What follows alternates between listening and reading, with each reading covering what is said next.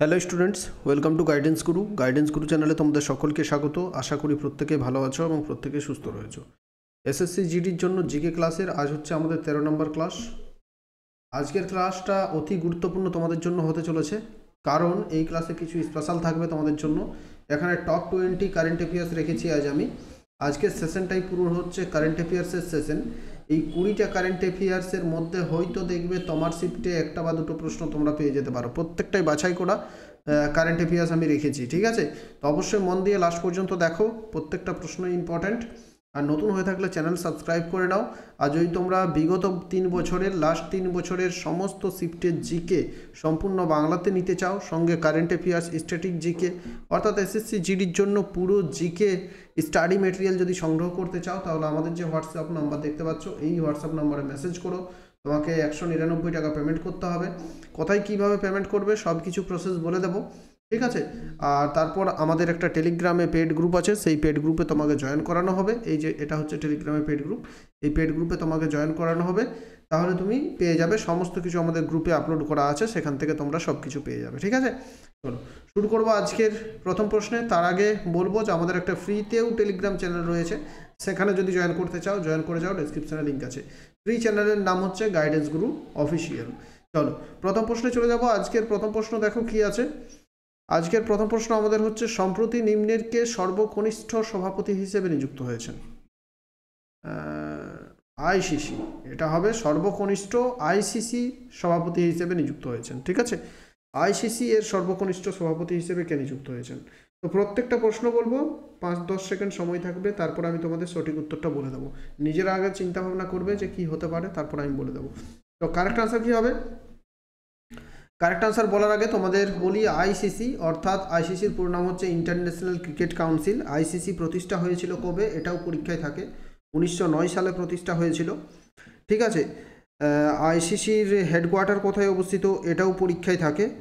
আইসিসির হেডকোয়ার্টার অবস্থিত বর্তমানে দুবাইতে, এর আগে হেডকোয়ার্টার ছিল লন্ডনতে।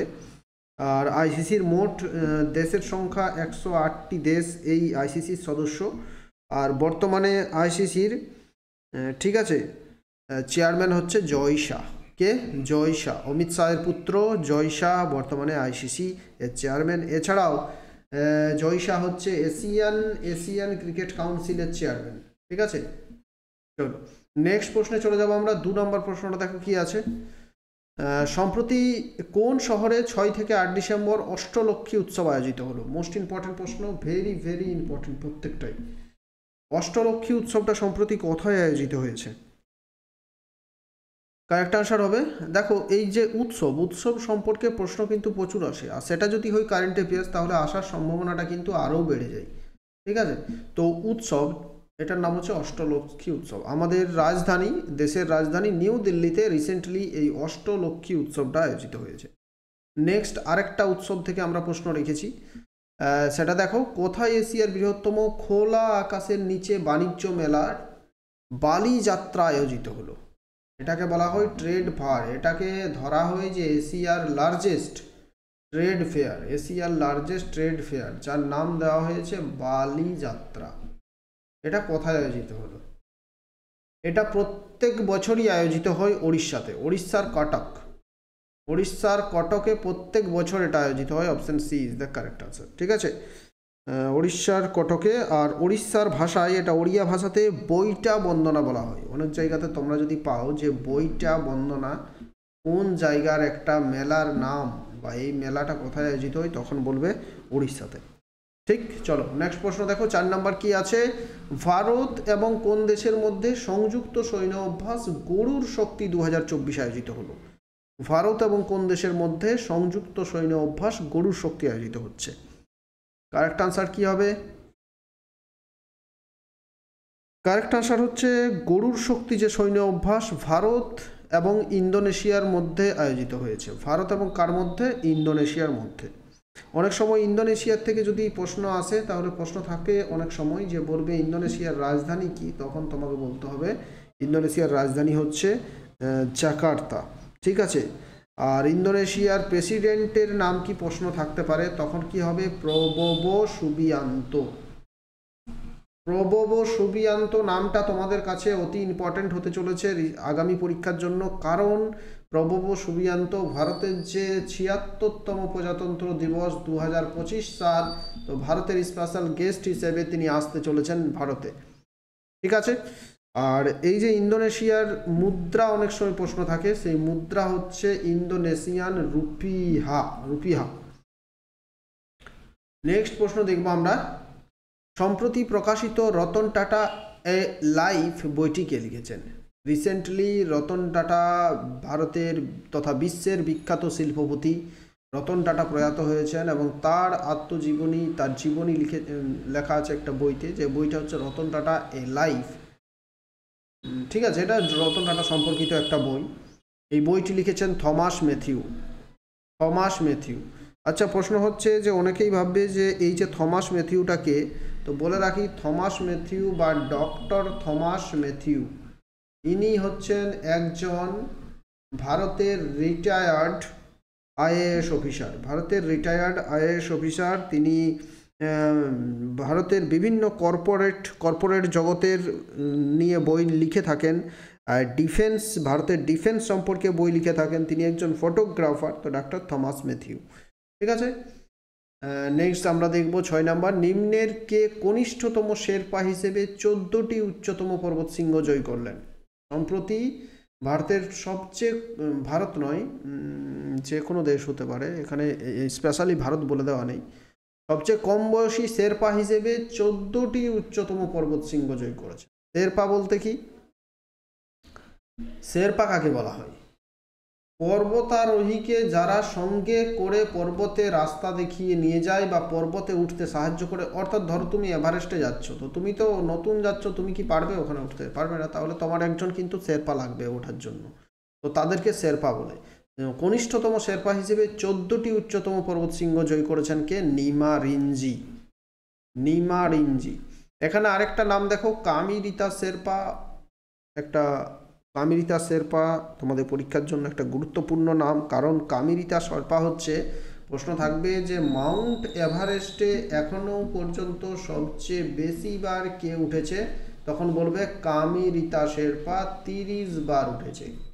কে উঠেছে? কামিরিতা শেরপা 30 বার। 7 নাম্বার দেখো, কোন রাজ্য সরকার মহিলাদের জন্য সমস্ত সরকারি পরিষেবাতে 35% সংরক্ষণ চালু করেছে? যে কোনো সরকারি সার্ভিস বা সরকারি পরিষেবাতে 35% সংরক্ষণ চালু করেছে। কি হবে কারেক্ট আনসার? কোন রাজ্য সরকার চালু করেছে এটা? কোন রাজ্য সরকার চালু করেছে 35%? বলো, কেরালা, তেলেঙ্গানা, পাঞ্জাবি নয়, পাঞ্জাব নাকি মধ্যপ্রদেশ? কোন রাজ্য সরকার চালু করেছে? ক্লাস ভালো লাগলে অবশ্যই তোমার বন্ধুদের সাথে প্রত্যেকে শেয়ার করে দেবে। সন্ধ্যে 7টার সময় আমাদের এই ক্লাসটা আসছে। গতকাল আমরা ন্যাশনাল স্পোর্টস অ্যাওয়ার্ড থেকে একটা ক্লাস করিয়েছি, সেটা না দেখে থাকলে চ্যানেলে পেয়ে যাবে, প্রত্যেকে দেখে নিও। কারেক্ট আনসার হয়ে যাবে মধ্যপ্রদেশ। তাদের রাজ্যে সমস্ত সরকারি পরিষেবাতে মহিলাদের জন্য 35% সংরক্ষণ করেছে। 8 নম্বর প্রশ্ন হচ্ছে, আইপিএল বা ইন্ডিয়ান প্রিমিয়ার লিগের ইতিহাসে সুযোগ পাওয়া সবচেয়ে কম বয়সী খেলোয়াড়ের নাম কি? সবচেয়ে কম বয়সী খেলোয়াড় হিসেবে কে আইপিএলে সুযোগ পেয়েছে? এটাও মোস্ট ইম্পর্ট্যান্ট প্রশ্ন হতে চলেছে তোমাদের আগামী পরীক্ষাগুলোর জন্য। কারেক্ট আনসার হবে বৈভব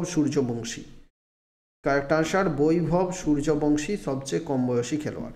একটা প্রশ্ন থাকতেই পারে তোমাদের যে আইপিএল 2025-এ সবচেয়ে মূল্যবান খেলোয়াড় বা সবচেয়ে দামি খেলোয়াড়ের নাম কি? তখন কি বলবে?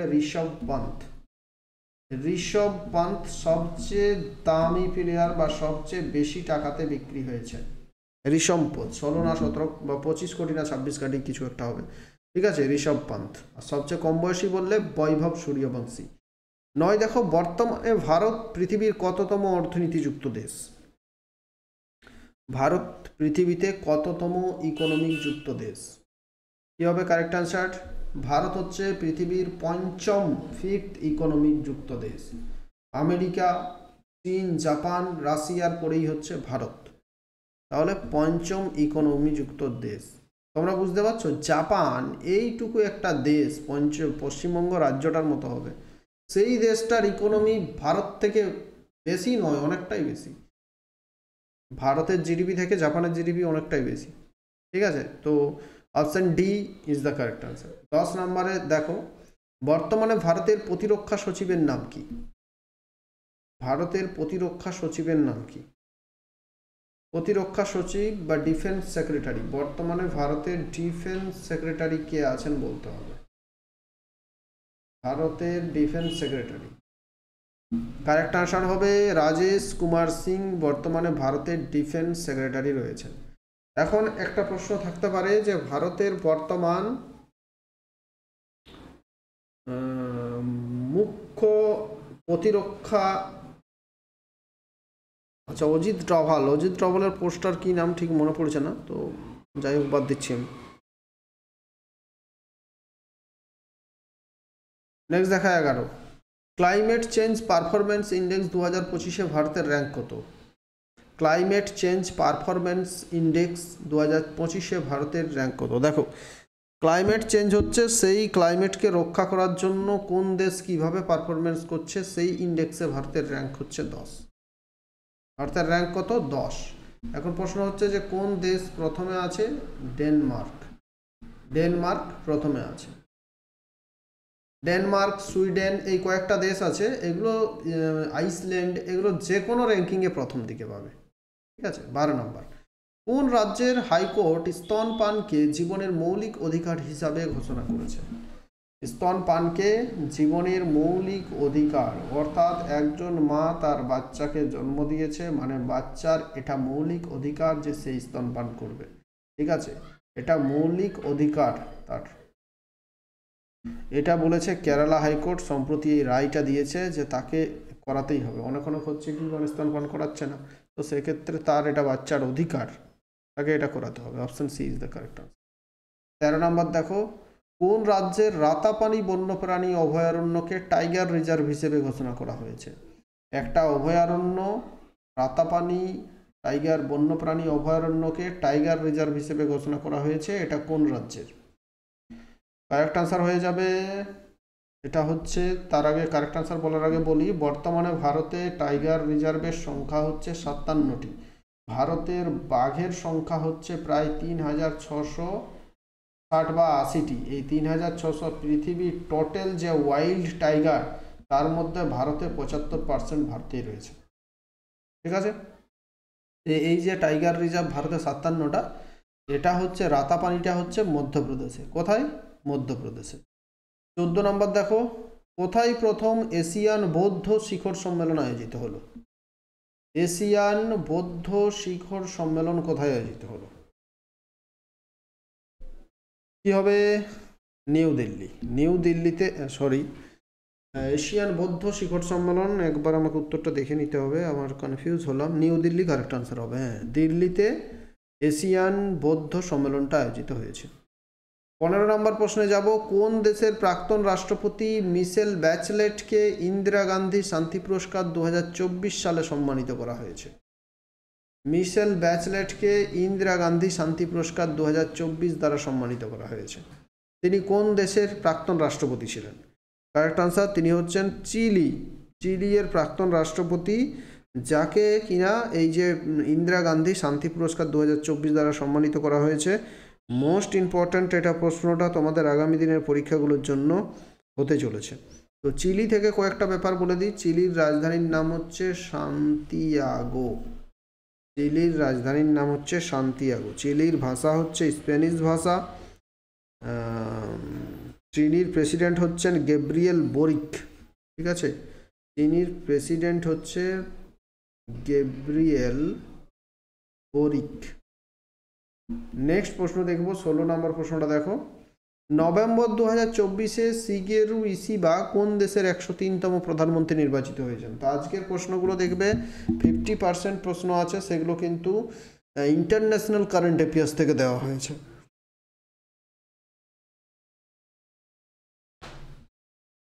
কি হবে? নভেম্বর 2024-এ শিগেরু ইশিবা কোন দেশের 103তম প্রধানমন্ত্রী নির্বাচিত হয়েছেন? কারেক্ট আনসার হচ্ছে শিগেরু ইশিবা সম্প্রতি জাপানের প্রাইম মিনিস্টার হিসাবে নির্বাচিত হয়েছেন, শিগেরু ইশিবা। আচ্ছা, জাপান সম্পর্কে জেনে রাখো। জাপানের রাজধানীর নাম কি? জাপানের রাজধানীর নাম হচ্ছে টোকিও। জাপানের মুদ্রার নাম হচ্ছে ইয়েন। জাপানের প্রধানমন্ত্রী তো শিগেরু ইশিবা বললাম। ঠিক আছে, অনেক সময় প্রশ্ন আসে যে জাপানের বর্তমান রাজা বা বর্তমান শাসকের নাম কি, তখন কি বলবে? নারুহিতো। নারুহিতো হচ্ছেন জাপানের শাসক বা এম্পারার বা রাজা। 17 নম্বর প্রশ্ন হচ্ছে 26 জানুয়ারি 2025 ভারতের 76তম প্রজাতন্ত্র দিবসে কোন দেশের রাষ্ট্রপতি প্রধান অতিথি হিসেবে ভারতে আসবেন? এটা একটু আগেই তোমাদের বললাম।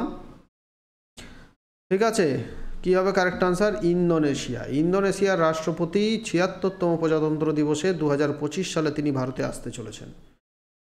18 হচ্ছে ভারতের কোন রাজ্যকে সম্প্রতি ইউনেস্কো হেরিটেজ ট্যুরিজমের জন্য শীর্ষস্থানীয় ঘোষণা করা হয়েছে? ভারতের কোন রাজ্যকে সম্প্রতি ইউনেস্কো হেরিটেজ ট্যুরিজমের জন্য শীর্ষস্থানীয় ঘোষণা করা হয়েছে? আমাদের রাজ্য পশ্চিমবঙ্গকে ইউনেস্কো দ্বারা ইউনেস্কো হেরিটেজ ট্যুরিজমের জন্য শীর্ষস্থানীয় ঘোষণা করা হয়েছে। ঠিক আছে, 19 নম্বর প্রশ্নটা আমরা দেখব। সম্প্রতি কে পরপর 3টি টি20 সেঞ্চুরি করে রেকর্ড করেছেন? পরপর 3টা টি20 সেঞ্চুরি করে রেকর্ড করলেন কে? পরপর 3টি টি20 সেঞ্চুরি করে রেকর্ড করলেন। কারেক্ট আনসার হবে তিলক বর্মা, ভারতীয় ব্যাটসম্যান। পরপর 3টি টি20 ম্যাচে সেঞ্চুরি করে রেকর্ড করেছেন। নেক্সট প্রশ্ন এবং আজকের লাস্ট প্রশ্ন, যে প্রশ্নের উত্তর আমি তোমাদের বলে দেব না, এটা আমি কমেন্ট বক্সে করার জন্য বলছি। কমেন্ট বক্সে তোমরা কমেন্ট করবে। ঠিক আছে, এই প্রশ্নের উত্তরটা। সম্প্রতি বঙ্গোপসাগরে আছড়ে পড়া ঘূর্ণিঝড় ডানা এর নামকরণ করেছে কোন দেশ? সহজ প্রশ্ন, প্রত্যেকেই জানো এটা তোমরা। তো ডানা বা দানা, এই যে ঘূর্ণিঝড়, সেই ঘূর্ণিঝড়টার নামকরণ কোন দেশ করেছিল? সৌদি আরব, পাকিস্তান, ওমান, কাতার। কমেন্ট করে দেবে প্রত্যেকে। আমাদের 20টা প্রশ্ন আজকে ছিল, 20টা প্রশ্ন শেষ হয়ে গেল। ক্লাস ভালো লাগলে প্রত্যেকে লাইক করবে, তোমার বন্ধুদের সাথে যত বেশি পারো শেয়ার করবে। নতুন হয়ে থাকলে আমাদের চ্যানেলটা অবশ্যই সাবস্ক্রাইব করে নেবে। প্রিভিয়াস ইয়ারের পিডিএফ যদি নিতে চাও, হোয়াটসঅ্যাপ নাম্বার আমাদের দিয়ে দিচ্ছি, এই নাম্বারে যোগাযোগ করবে। কত টাকা পেমেন্ট করতে হবে, কিভাবে স্টাডি মেটেরিয়াল পাবে, সব কিছু বলে দেবো। ঠিক আছে, হোয়াটসঅ্যাপে মেসেজ করবে। ফোন টোন করো না, কারণ ফোন তোলার কেউ থাকে না, এগুলো মেসেজ করবে। Thank you.